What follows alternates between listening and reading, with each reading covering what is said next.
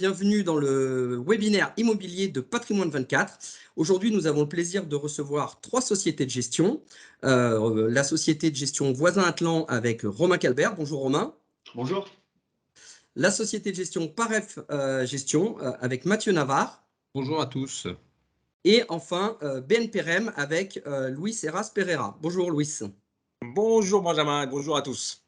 Bon, donc l'objectif de cette nouvelle émission va être de décrypter les marchés de l'immobilier et principalement l'immobilier professionnel au travers des véhicules que sont les SCPI et les OPCI. Et donc, pour cette première, nous allons effectivement explorer un petit peu tous les sujets qui sont liés aujourd'hui au marché de la SCPI. La SCPI, c'est une collecte record en 2021, on va en parler, après une année qui finalement n'a pas été si mauvaise en 2020. En premier lieu, est-ce que rapidement, messieurs, vous pouvez chacun nous présenter votre société de gestion, votre actionnaire, les encours. Romain, par exemple? Oui, avec plaisir. Donc, Atlan Voisin, on est un acteur global de l'immobilier. Si on revient un peu sur l'historique de notre structure, ce qu'il faut voir, c'est qu'on a un acteur historique sur la SCPI. Voisin, en fait, gère des SCPI depuis 68. On a une SCPI qui s'appelle Immo Placement, qui a capital fixe, qui existe depuis 68, donc plus de 50 ans. Développement qui était assez confidentiel jusqu'en 2015, où la société de gestion Voisin a été vendue au groupe Atlan pour devenir Atlan Voisin, capitaux privés au capital. Et Atlan Voisin, on gère à la fois des SCPI, donc une à capital variable, qui est vraiment notre cheval de course, qui s'appelle Épargne Pierre, deux à capital fixe, une spécialisée bureau, une spécialisée commerce, un OPCI, un OPPCI destiné à une clientèle institutionnelle, et on gère aujourd'hui plus de 2 milliards d'euros. Merci Romain. Mathieu, Paref Gestion. Alors, Paref Gestion, c'est une société de gestion de portefeuille immobilier, on le sait, qui existe depuis maintenant 30 ans. 1,8 milliard globalement d'encours sous gestion. Et puis on gère 6 SCPI à capital variable avec cette particularité, et ça nos partenaires doivent l'avoir à l'esprit, et je pense qu'on aura l'occasion tout à l'heure d'en rééchanger, parce que c'est un formidable observatoire aussi des 2 années qu'on a traversées. C'est que les SCPI que l'on gère sont spécialisés par classe d'actifs et par territoire. Donc 6 SCPI européennes, 3 françaises, 3 européennes, on aura l'occasion d'en reparler ensemble. Merci. Et Luis, BNP Paribas, alors l'actionnaire, on le connaît, forcément. Alors effectivement, BNP Paribas REM est une maison de gestion qui se situe dans le groupe BNP Paribas, donc principal actionnaire. Et notre maison d'accueil, c'est BNP Paribas Real Estate, donc la maison de l'immobilier de BNP Paribas. Donc on existe depuis une 50aine d'années. On gère une 20aine de véhicules à peu près, avec des véhicules OPPCI, donc pour les professionnels, et pour le retail grand public aussi également, donc avec des SCPI au capital variable et des SCPI au marché secondaire. On a également un OPCI et puis on gère à peu près 30 milliards d'euros d'encours en Europe, dont la moitié en France à peu près. Voilà pour le résumé des BNP Paribas REM. Merci messieurs, court, efficace et percutant, j'aime ça. Alors, comme je le disais, le marché de la SCPI en 2021, c'est une collecte record. Vous allez en parler, mais je crois que ce sont des performances qui ont plutôt très bien tenu, alors que beaucoup de Cassandre disaient que le marché allait encore ne pas tenir. 2020 qui finalement n'a pas été si mauvais que ça. Revenons sur la crise Covid. Finalement, aujourd'hui, dans chacune de vos sociétés, comment est-ce que vous avez géré la crise Covid, l'impact sur les loyers, sur les prix de part, ce que vous avez mis en place avec vos locataires, s'il y a eu des accompagnements sur la partie des loyers. Voilà, on aimerait en savoir un petit peu plus. Et puis, est-ce que vous avez changé votre orientation de gestion, on parle beaucoup aujourd'hui de nouvelles thématiques d'investissement, le commerce de proximité, la logistique, la santé. Tout le monde vous dit que ce sont les Eldorado. Et qu'est-ce qu'il en est chez vous sur ces thématiques-là? Et puis, on voit également la création de nouvelles SCPI sur les thématiques européennes, avec la multiplication des investissements effectivement partout en Europe. Donc, votre positionnement par rapport à ces deux thématiques-là. Mathieu, Paref Gestion, la crise Covid, comment on la gère? Alors, ça fait beaucoup de questions, beaucoup de sujets à aborder. Oui, je sais. Voilà, mais... Non, mais ce qui est très intéressant, c'est de voir que finalement, 2 ans plus tard, c'est de se repositionner sur les indicateurs qu'on regardait il y a un an, c'est-à-dire taux de recouvrement, est-ce qu'on avait recours au RAN pour servir la performance. Et finalement, déjà 2020, c'était la démonstration de la solidité des CPI sur le marché dans leur ensemble. Les taux de recouvrement étaient excellents, ils le sont toujours. Un élément marquant, c'est qu'en 2021, ils ont continué à s'améliorer. Ça participe d'ailleurs à toutes les performances qui ont été délivrées récemment et qui ont été rendus publics pour l'année 2020. Donc finalement, des fonds qui ont globalement sur le marché, et je pense qu'on s'accordera tous à le dire, plutôt très bien résisté. C'est une démonstration qui s'est faite finalement assez naturellement. Alors Mathieu, pardon, je te coupe. Je crois, ouais. si je ne dis pas de bêtises, on était à 4,44 de moyenne sur le marché, le rendement de la SCPI en 2019. Et 2020, finalement, je crois qu'on sort autour de 4,15 ou 4,19 de mémoire. Donc finalement, une baisse assez limitée en année Covid. Donc c'est justement nous expliquer comment vous allez traiter ça. On n'a pas encore le chiffre, je crois, de la moyenne du rendement de cette année, mais je pense qu'on va remonter vers les 4,30 ou 4,40 sur la moyenne. C'est ça, c'est-à-dire qu'on s'apparenterait, ou tout du moins les premiers retours presse démontreraient qu'on est plutôt en hausse également en 2021. Donc c'est particulièrement intéressant. Maintenant, ce qu'on peut se dire également, c'est que ça n'a pas été dénué d'impact non plus. C'est-à-dire qu'il y a des classes d'actifs, tu l'évoquais en introduction, qui se sont renchéries aussi. On évoquait la logistique, on parlait des secteurs de la santé, mais également européenne. Paref, nous avons pour Paref Gestion une emprise qui est particulièrement européenne, et on a vu des territoires. On pourra le réapprofondir, notamment en Allemagne, où on s'est aperçu que finalement les valeurs ont grimpé. On parlait de valeurs d'expertise, on a des valeurs d'expertise au 31-12 qui sont à plus 10% sur certains de nos fonds, flat sur le territoire français, autour des plus 10 sur le territoire allemand. Ça nous a forcé à avoir des politiques de gestion qui ont été un petit peu différentes. Par exemple, nous avons suspendu la collecte sur l'un de nos fonds. Donc en fait, finalement, c'est si positif. Le territoire est devenu si attractif qu'on a plutôt fait le choix de suspendre la collecte pour ne pas trop collecter, pour bien investir, et on le voit, c'est salutaire 1 an plus tard. Donc de belles performances, je crois, chez Paref Gestion sur l'année 2021. Globalement, tous nos fonds surperforment en 2021 par rapport à 2020. Effectivement, oui. D'accord. Donc, de bonnes nouvelles. Merci Mathieu pour ces éléments. Louis, chez BNP, comment on gère la crise Covid? Parce que on parle du télétravail, surtout dans des grandes sociétés comme la vôtre, où tout le monde est en télétravail. On sait qu'aujourd'hui, les SCPI sont quand même majoritairement investis sur le bureau. Quel impact, finalement, de cette crise Covid? Alors, effectivement, comme disait Mathieu, si on regarde dans le rétroviseur maintenant, effectivement, et on se positionne au premier trimestre 2020, arrêt total de la collecte pour l'ensemble des CPI, peur totale à cause du confinement, un matraquage sur l'office bashing, sur le fait que finalement il n'y aura pas besoin de bureau dans le futur puisqu'on va être tous en télétravail. Et quand on regarde dans cette optique-là, effectivement, on a eu très peur.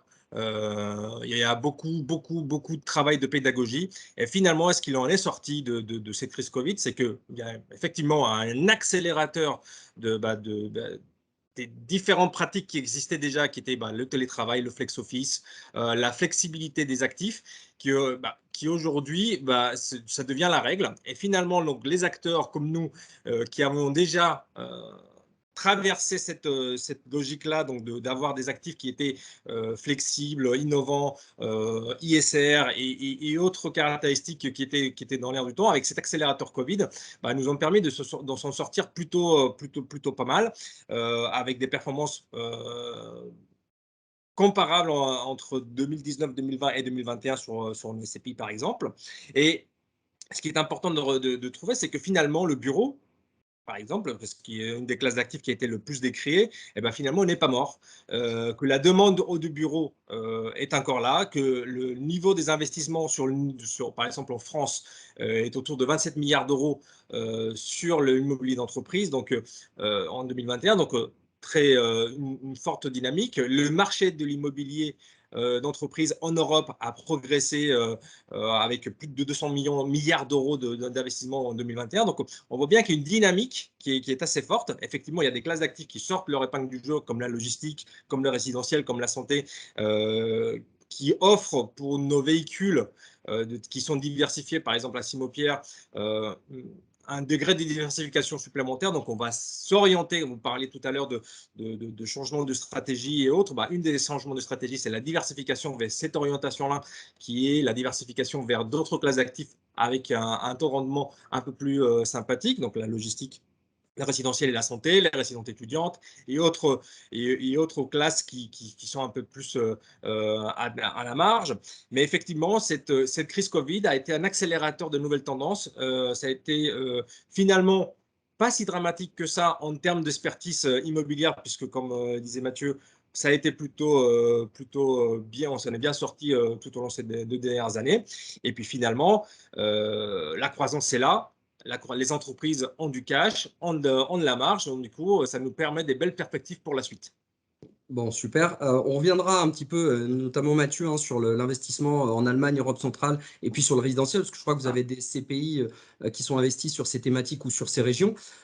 Romain, finalement, vous, chez Atlan Voisin, je pense que vous avez aussi eu votre façon de gérer la crise Covid. Donc, comment est-ce que vous avez fait? On a eu vent de la performance 2021, je crois qu'il reste très correct, et vous avez géré notamment toute la renégociation des baux post-Covid. Donc, finalement, comment vous avez géré, vous, pour notamment Épargne Pierre, qui est votre SCPI phare? Ouais, en fait, notre gamme de SCP est un bon observatoire finalement du marché. Pourquoi? C'est qu'Épargne Pierre est une SCPI diversifiée, donc bureau, commerce, bâtiment d'activité, entrepôt. On a même aussi de l'hôtellerie de plein air. À côté, on a une SCPI à capital fixe, plutôt commerce, et une SCPI bureau. Les deux sont à capital fixe. Et en fait, pendant Covid, finalement, ce qui s'est passé, on a eu une négociation avec certains de nos locataires commerçants. Donc, il y aura un impact sur les encaissements de loyers concernant nos locataires commerçants. Nos locataires de bureau nous ont payé de façon classique, c'est quelque chose à dire, malgré tout ce qu'on a entendu à propos du télétravail. Finalement, nos locataires bureaux nous ont continué de payer de façon classique. Et un élément clé sur 2021 par rapport à 2020, c'est finalement nos locataires commerçants s'en sont très bien sortis. On est revenu sur des taux d'encaissement normal sur la partie commerce. On n'a pas eu de départ de locataires, départ de locataires commerçants. Un bon indicateur par rapport à ça, c'est notre SCPI de commerce qui s'appelle Foncière Remusa. Pourquoi? C'est que finalement, on voit que sur cette SCPI, le dividende est remonté entre 2021 et 2020 et surtout le taux d'occupation financier est remonté. Finalement, on se rend compte de quoi? Qu'on arrive à relouer les cellules vacantes. Alors, c'est vrai sur le bureau, mais c'est aussi vrai sur le commerce. Donc, quelque chose de très positif. Entre 2021 et 2020, à noter qu'on est resté sur le même niveau de dividende sur notre SCPI phare Épargne Pierre, en sachant que c'est du résultat courant, pas de distribution de plus-value, pas de distribution de report à nouveau. Et quelle rentabilité alors sur Épargne Pierre? 5,36. D'accord, donc ce qui en fait une bonne rentabilité par rapport au marché. Donc si je résume, on a Atlan Voisin Épargne Pierre avec une SCPI finalement qui pèse combien aujourd'hui? 1,6 milliard, 8? 1,8 milliard, tout à fait. 1,8 milliard, j'étais pas loin. Donc très diversifié finalement dans les investissements, exclusivement en France pour le coup. Tout à fait. Voilà, donc très française, mais un gros actif, un actif très important diversifié. Chez BNP, donc la SCPI également, quelle capitalisation sur la SCPI, Louis? Sur Simopierre, on est à 3,5 milliards. D'accord, donc ce qui en fait un très gros véhicule. Très gros véhicule. Et c'est ce que je voulais dire, c'est que pour passer cette crise, le fait d'avoir des véhicules qui dépassent le milliard permet de naviguer beaucoup plus facilement sur l'ensemble de ces hauts et bas, bas et hauts de confinement et autres. Donc, du coup, c'est plutôt simple. Et d'amortir effectivement les éventuelles difficultés avec quelques locataires. Vous avez une SCPI aussi allemande, là c'est un petit peu plus confidentiel pour le moment, on va dire, parce que c'est un véhicule par rapport à, si je pense à Nova Pierre Allemagne 1 et Nova Pierre Allemagne 2 chez Parev, qui sont des historiques de l'investissement en Allemagne, un peu plus confidentiel. C'est Opus Real, effectivement, c'est une taille un peu plus modeste, à peu près 170 millions d'euros, pardon. C'est une jeune SCPI qui date de 2017. On a 5 actifs sous gestion, un 6e qui va arriver. Mais effectivement, c'est un produit qui était plutôt axé pour notre banque privée, un produit élitiste au départ, et qu'on ouvre aujourd'hui vers les canaux externes, aussi bien pour Simopierre. Nous, les canaux externes CGPI, c'est un marché qu'on découvre, avec lesquels on essaye et on souhaite se développer pour 2022. effectivement, on donne un nouveau dynamisme sur la typologie et la gestion de ces véhicules pour que ça puisse plaire à un peu plus grand nombre plutôt que de nos réseaux captifs. Donc, une grosse SCPI très diversifiée, 3,5 milliards. La plus petite opus réal sur l'Allemagne. Et puis un peu d'OPCI aussi. Je crois que par rapport aux deux autres, c'est principalement, vous gérez de l'OPCI. Un gros OPCI présent Voilà. dans beaucoup de contrats d'assurance vie de la place. Effectivement, notre PCI BNP Paribas Diversipierre, 2,5 milliards de gestion, sous gestion, c'est un gros véhicule qui date de 2014. Effectivement, c'est notre véhicule phare pour des contrats d'assurance vie en UC. Pratiquement tous les assureurs de la place peuvent le distribuer. Donc effectivement, c'est notre fer de lance et avec lequel on capte un petit peu le marché aujourd'hui et avec lequel on essaye de capitaliser pour vendre des nouveaux produits auprès de la clientèle CGP. Donc, si je résume, deux sociétés, Voisin Atlan et BNP, qui ont joué principalement sur la taille de capitalisation de leur véhicule et sur l'extrême diversification finalement des investissements sous-jacents.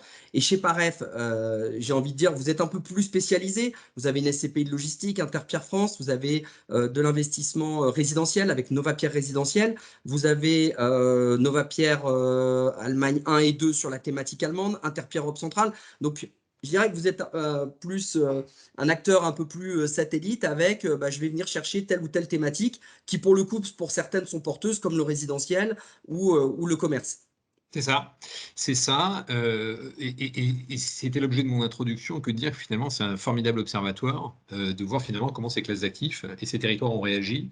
On gère effectivement en Allemagne un petit peu plus de 700 millions d'euros d'encours sous gestion, quasiment 850 millions au niveau européen. Et si on devait reprendre très brièvement, finalement, chacun de ces fonds, Novapierre Allemagne, c'est une SCPI de commerce en Allemagne qui a surperformé pour 2 années consécutives, qui pour la 2 est pleinement lancée et qui atteint des niveaux de dividendes qui sont historiques sur le 4e trimestre 2021. Interpierre Europe Centrale, c'est une plus jeune pousse. On va viser les actifs de bureaux, de locaux d'activité et de logistique en Europe centrale.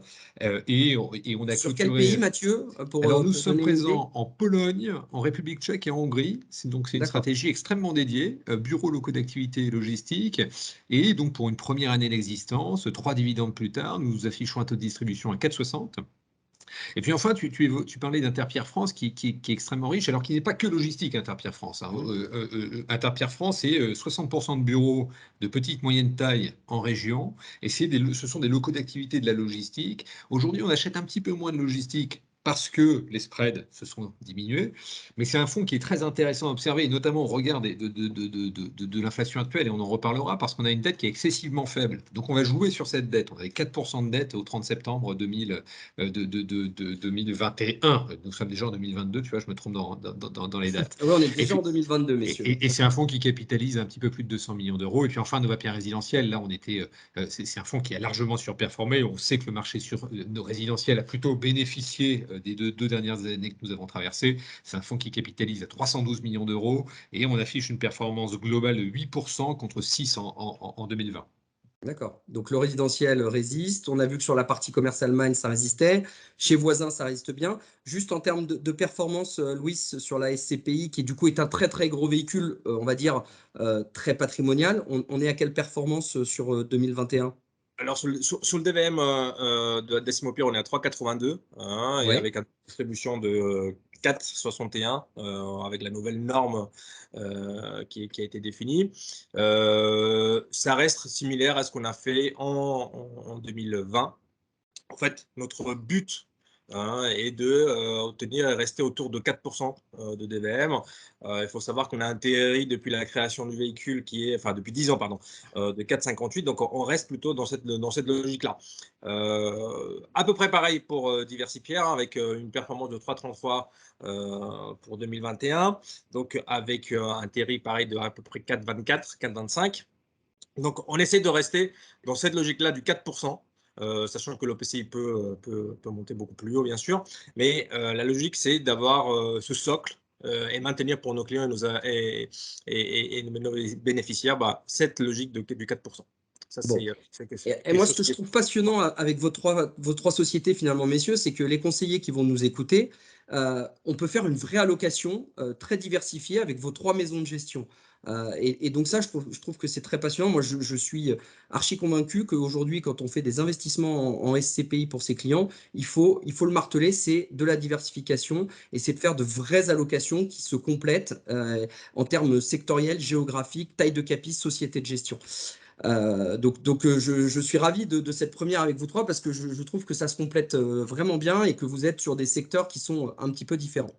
Romain, on va revenir à Clan Voisin.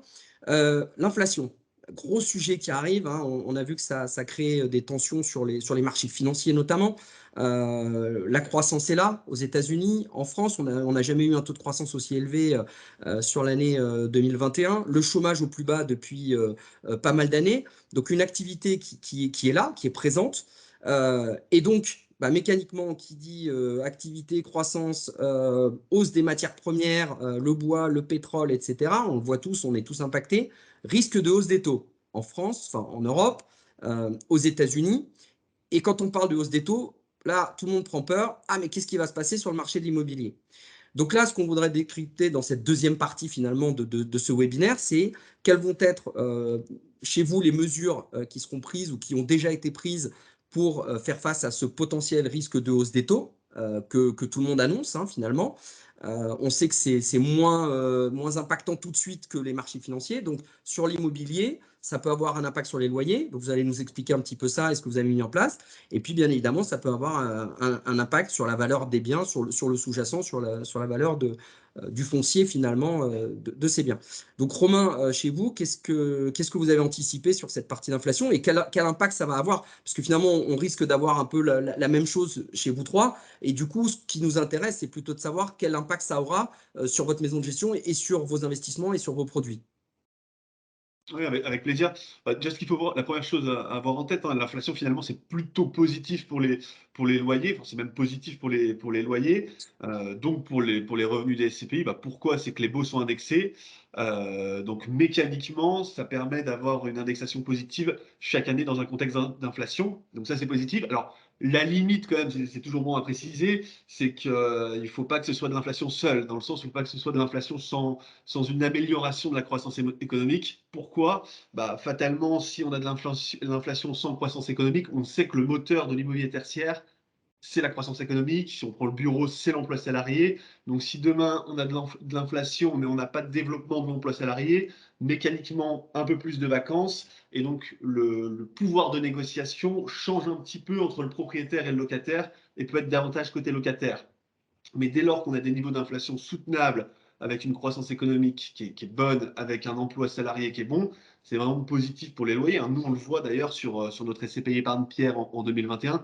Tous nos baux, à quelques exceptions près, sont indexés positifs, sont indexés. Donc, ça permet d'avoir de profiter finalement de cette inflation. Tu évoquais les conséquences sur la valeur des actifs. Alors, peut-être la première chose quand même à rappeler, hein, c'est qu'il y a eu beaucoup de stress pendant le Covid, un peu avec les conséquences sur le prix des actifs. On se rend compte que globalement, les valeurs se sont bien maintenues, voire sont en hausse. Une chose à noter, hein, nous, sur notre SCPI épargne pierre, on avait une valeur de reconstitution au 1er janvier 2021 à 220 euros. Elle est en hausse au 1er janvier 2024. Elle devrait au 1er janvier 2022, pardon, elle devrait C'est s'établir à les 224 JO euros. en 2024, hein, Romain. Exactement, ouais. Elle devrait s'établir à 224 euros. Donc, on voit que finalement, le contexte le contexte a été profitable aussi aux valeurs d'expertise. Et c'est pour ça que vous Avec avez revalorisé d'ailleurs, je crois, hein, il me semble, au dernier trimestre. tout à fait, on a revalorisé le 1er novembre 2021. Donc, c'est aussi un élément qui est intéressant sur la SCP. On a toujours ces deux moteurs de performance, à la fois le rendement, très régulier, comme on l'a évoqué avec mes confrères, et à la fois et également l'évolution de prix de part. Donc, dans un contexte où l'immobilier devient plus cher, donc les valeurs ont tendance à s'apprécier, et derrière, ça peut se refléter dans les prix de part. Donc, c'est quelque chose qui est positif, avec aussi un élément qui est positif et qui vient un peu contrebalancer, parce que si c'est vrai que si on a une inflation avec des taux d'intérêt qui remontent, ça peut avoir des conséquences, là, pour le coup, négatives sur la valeur des actifs. Après, tout va dépendre de l'évolution de la conjoncture économique. Après, il y a un élément à avoir en tête sur l'immobilier d'entreprise, c'est on est dans un contexte aujourd'hui de non-artificialisation des sols, qui entraîne quoi finalement? Une raréfaction de l'offre neuve, une raréfaction des produits finalement. Et on est dans un contexte, toujours la loi de l'offre et la demande finalement, ce qui permet aussi de profiter de ce phénomène-là pour avoir potentiellement une appréciation des actifs. D'accord. Donc, et finalement, cette hausse de la valeur de reconstitution sur les SCPI vous donne un petit matelas si vous deviez ajuster à cause des conséquences de l'inflation. Après, c'est toujours pareil avec la différentielle entre valeur de reconstitution et prix de part. Ça dépend si on voit le verre à moitié vide ou à moitié plein. Dans le Alors, cas des nous, sur termes, le webinaire immobilier Patrimoine 24, on ne voit que le verre à moitié plein. Voilà. dans ce cas-là, il y a un potentiel de valorisation sur les SCPI qui ont une décote, en effet, entre prix de part et valeur de reconstitution. Voilà, donc il jouera bien son rôle d'amortisseur, la SCPI, comme on a plaisir à l'expliquer. Alors Louis, une maison comme BNP aujourd'hui, j'imagine que vous avez un paquet d'analyses sur l'inflation et sur les risques de hausse des taux et quels impacts ça peut avoir sur l'immobilier. Alors, Benjamin, je ne vous cache pas qu'en ce moment, on navigue, on n'arrive pas à vue, c'est-à-dire qu'on a une équipe de recherche de plus de 60 personnes qui s'occupe d'analyser le marché en France et en Europe, et ça pleut de tous les côtés, des notes sur l'inflation, l'augmentation des taux, les taux longs, la prime de risque immobilier. Bon, voilà, on a de la matière, et j'accompagne à tous nos éditeurs de regarder notre site BNP Paribas Real Estate, où on publie nos publications sur l'inflation et sur l'augmentation des taux. Alors, tout simplement pour résumer, effectivement, aujourd'hui, on navigue à vue dans le sens où la boule de cristal sur l'augmentation des taux prévus, très graduelle, certes, sur 5 ans, donc on estime entre 0, par exemple en France, passage de 0,2 à 0,7 jusqu'en 2023, bon, par exemple, mais en Europe, ce serait à peu près similaire, plus le fait que, effectivement, l'inflation progresse, croissance et autres éléments comme Romain en a parlé, fait qu'aujourd'hui, on est dans un monde un peu particulier. Mais la particularité, par exemple, c'est sur ces véhicules-là et en pierre-papier, c'est qu'on essaie de se couvrir sur cette typologie de problématiques, et notamment, par exemple, l'inflation, finalement, comme disait Romain, les loyers sont indexés sur des indices immobiliers comme l'ILAT, l'ILC, qui, eux, progressent avec l'inflation. Donc, du coup, il y a mécaniquement un progrès des loyers, donc une meilleure santé pour nos SCPI, pour nos véhicules, qui est en plus accompagné d'une meilleure santé économique des entreprises, pour l'immobilier d'entreprise, ce qui est le cas aujourd'hui. Ça fait plus de 50 ans que les entreprises n'ont pas eu autant de cash et de meilleure santé sur le passé. Donc, du coup, c'est vrai qu'on a de quoi voir venir.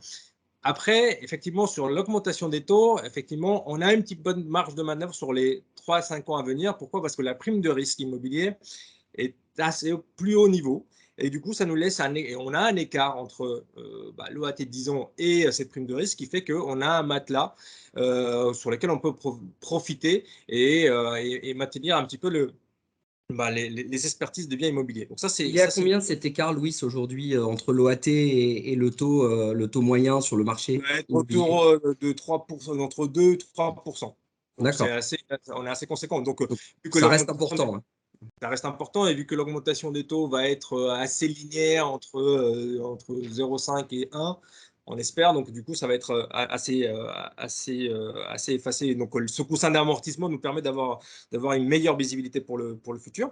Et effectivement, aujourd'hui, le but est de se couvrir par rapport, par exemple, à la hausse de l'inflation, et se couvrir par rapport à la partie, on va dire, hausse du taux qui, elle, mécaniquement se fait. Par exemple, typiquement, aujourd'hui, investir une partie de sa collecte sur des marchés qui sont tendus, comme on le disait, c'est-à-dire que où les biens sont rares mais bien placés, où le locataire n'aura pas le dernier mot, c'est plutôt le bailleur qui a la possibilité de louer plus cher, parce qu'il y a une demande forte des entreprises sur un certain nombre de secteurs, notamment la logistique par exemple, le tourisme, dans les zones touristiques où il y a une forte compression des taux. Ça peut être intéressant, ça peut être une façon de se couvrir par rapport à cette hausse d'inflation et cette hausse de taux futurs éventuellement. Donc, nos gérants de fonds essaie de faire la quadrature du cercle entre choisir le bon emplacement, même s'il est moins rentable, parce qu'il va se couvrir pour un certain nombre de points, notamment l'inflation.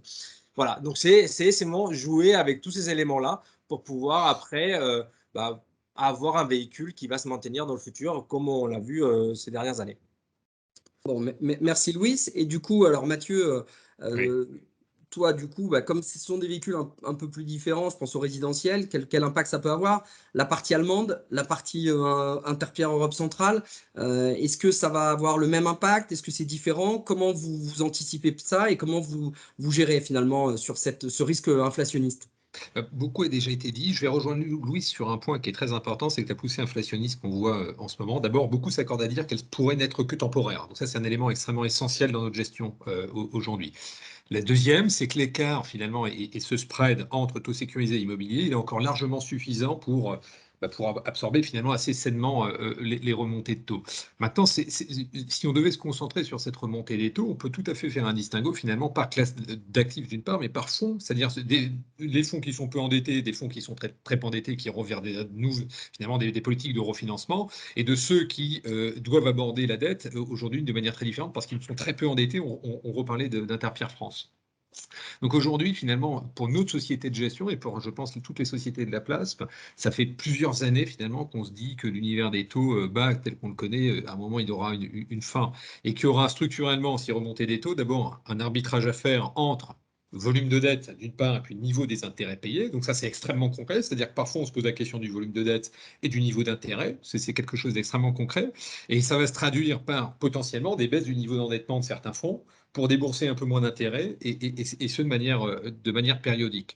Maintenant, sur l'anticipation, il y a un élément qui est aussi important, c'est d'anticiper derrière la décompression sur certaines classes d'actifs. Ça, Louis commençait à l'aborder, c'est-à-dire se poser la question finalement des sociétés de gestion que nous sommes, on va choisir quoi, on va investir sur quoi aujourd'hui, sachant que si on remontait des taux il y aura des compressions derrière.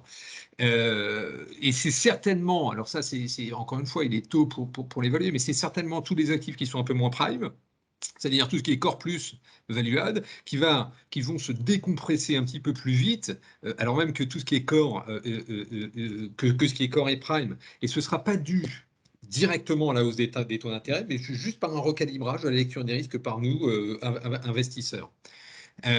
Donc ça, c'est voilà sur la partie macro, vraiment pour rejoindre Louis, c'est sur l'appréhension des sociétés de gestion. Peut-être un point que tu soulignes qui est très juste. Ensuite, il y a ce qui se passe au niveau contractuel. Romain parlait effectivement des indices français. En Allemagne, c'est quelque chose de très différent. En Allemagne, tout est contractuel, c'est-à-dire qu'il n'y a pas d'indice, comme en France, ça se fait au niveau du bail, et c'est extrêmement protecteur parce qu'en fait, lorsqu'on signe un bail avec un locataire, on va indiquer un seuil d'inflation à partir duquel un mécanisme contractuel se déclenche. Et donc avec un pourcentage de taux d'inflation à partir duquel le mécanisme va se déclencher. Et en face de ça, on met un pourcentage de cette inflation. C'est un peu technique, mais tout ça pour dire que c'est extrêmement encadré, c'est contractuel et c'est prévu à l'origine. Donc on a complètement la main sur la répercussion de l'inflation et sur le potentiel risque inflationniste. Et ça me semble absolument essentiel, en tout cas sur le territoire allemand. Eh ben, merci, messieurs. On a tenu le timing.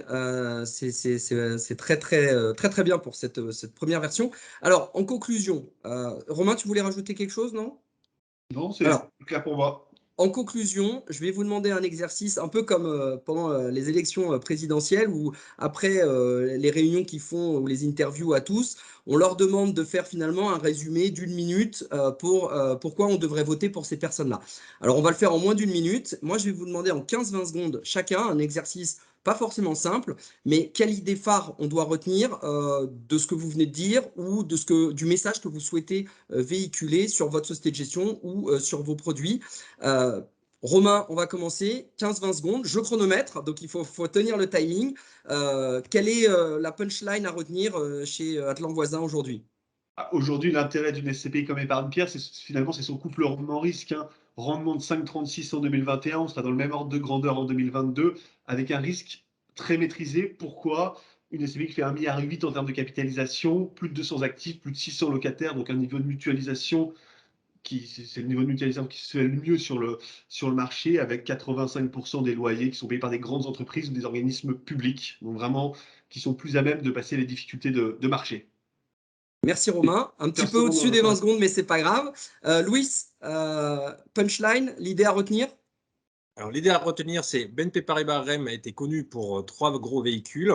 2022 sera l'année des nouveaux produits qu'on va sortir et avoir une gamme beaucoup plus étoffée, et notamment sur une gamme Impact et sur une gamme ISR. Pour nous, ça va être le nerf de la guerre du futur et on y va droit cette année.